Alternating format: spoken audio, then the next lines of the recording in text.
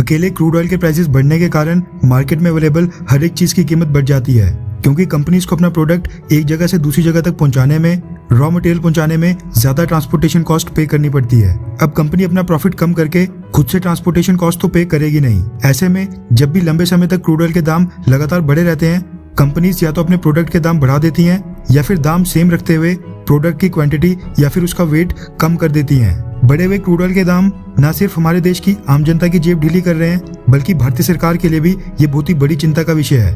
दरअसल भारतीय सरकार का इंपोर्ट बिल, यानी जो पैसा हमें विदेशों से माल खरीदने के ऊपर चुकाना होता है, वो भी लगातार बढ़ते ही जा रहा है। साल 2021 से 22 फाइनेंशियल ईयर में भारत ने कुल 119 बिलियन डॉलर्स का क्रूड ऑयल इंपोर्ट किया था, जबकि पेंडेमिक से पिछले साल 2019 से 20 की बात करें तो उस साल में भारत ने कुल 101 बिलियन डॉलर्स का क्रूड ऑयल इंपोर्ट किया था। मतलब कि 2 साल के अंदर ही क्रूड ऑयल का इंपोर्ट भारत में 18 बिलियन डॉलर्स तक बढ़ गया है। और जिस तेजी से भारत में क्रूड ऑयल की कंजप्शन यानी खपत बढ़ रही है, उसको देखकर लग रहा है कि अगले आने वाले 6 से 7 सालों के बाद भारत को 190 से 200 बिलियन डॉलर्स तो अकेले क्रूड ऑयल को परचेज करने के ऊपर खर्च करने पड़ेंगे। लॉन्ग टर्म में देखा जाए तो इसका एक ही सोल्यूशन है, लोगों को इलेक्ट्रिक व्हीकल्स के ऊपर शिफ्ट करवाना।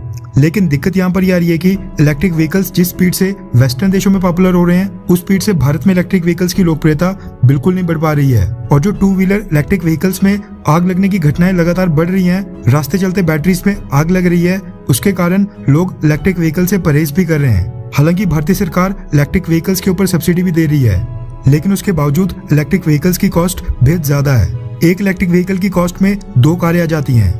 और वहीं बैटरी चार्जिंग स्टेशन का इंफ्रास्ट्रक्चर भी भारत में कुछ खास नहीं है। इस कारण से भी आम लोग इलेक्ट्रिक की जगह पेट्रोल या फिर डीजल कार्स लेना ही पसंद करते हैं। ऐसे में क्रूड ऑयल की कंजप्शन तो आगे बढ़ेगी, इसलिए भारतीय सरकार ने अब क्रूड ऑयल की डिमांड को विदेशों से पूरा करने की बजाय खुद ही अपने बलबूते के ऊपर पूरा करने के लिए एक बड़ा कदम उठाने का फैसला किया है। रेफरेंस के लिए आपकी स्क्रीन के ऊपर द इकोनॉमिक टाइम्स के आर्टिकल का स्क्रीनशॉट है, जिसके मुताबिक अंडमान एंड निकोबार आइलैंड्स के डीप वाटर में भारत ने क्रूड ऑयल और नेचुरल गैस की एक्सप्लोरेशन के लिए बहुत ही बड़ा कदम उठाया है। रिपोर्ट्स के मुताबिक भारतीय सरकार को उम्मीद है कि अंडमान के पास क्रूड ऑयल का बहुत ही बड़ा भंडार मिल सकता है, जिसकी एक्सप्लोरेशन की अब तक परमिशन बिल्कुल नहीं थी। ऐसा नहीं कि भारतीय सरकार अंधेरे में तीर मार रही है, बल्कि कुछ साल पहले किए गए सर्वे में जो सीस्मिक डेटा मिला था, उससे पता चला था कि अंडमान आइलैंड्स के पास समुद्र की गहराइयों में तेल के काफी बड़े भंडार मिल सकते हैं। माना जाता है कि अंडमान और निकोबार आइलैंड्स क्योंकि स्ट्रेटेजिक तौर के ऊपर भारत के लिए बहुत ही ज्यादा इंपॉर्टेंट है, इसलिए ड्रिलिंग और एक्सट्रैक्शन तो छोड़ ही दो,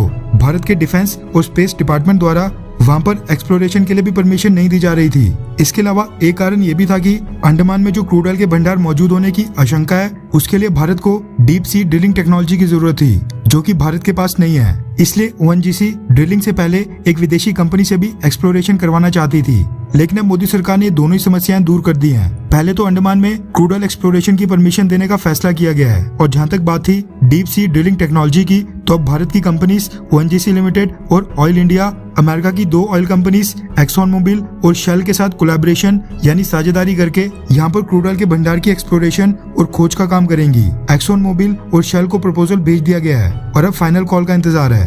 इन दोनों ही अमेरिकन कंपनीज को डीप सी ऑयल एक्सप्लोरेशन की फील्ड में कई दशकों का एक्सपीरियंस है। जिस तरह के तेल भंडार अंडमान में होने की संभावना है, उस तरह के तेल भंडार से तेल निकालने का इन दोनों ही कंपनीज को काफी अनुभव है।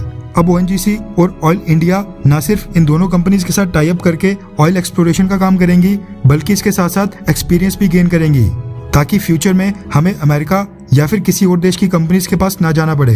वहीं बजट की बात करें तो भारतीय सरकार ने इस ऑयल एक्सप्लोरेशन ड्राइव का बजट ONGC और ऑयल इंडिया के ऊपर नहीं छोड़ा है, बल्कि खुद ही फंडिंग करने का फैसला किया है, ताकि बजट की कमी के कारण ये प्रोजेक्ट ना रुके और पता चल सके कि अंडमान आइलैंड्स के पास कितना तेल भंडार है। खैर, अगर आपको ऑप्शन मिले तो क्या आप इलेक्ट्रिक व्हीकल्स लेंगे? हाँ या फिर ना, पेट्रोल या फिर डीजल ही लेंगे? नीचे कमेंट करके अपनी राय जरूर बताएं।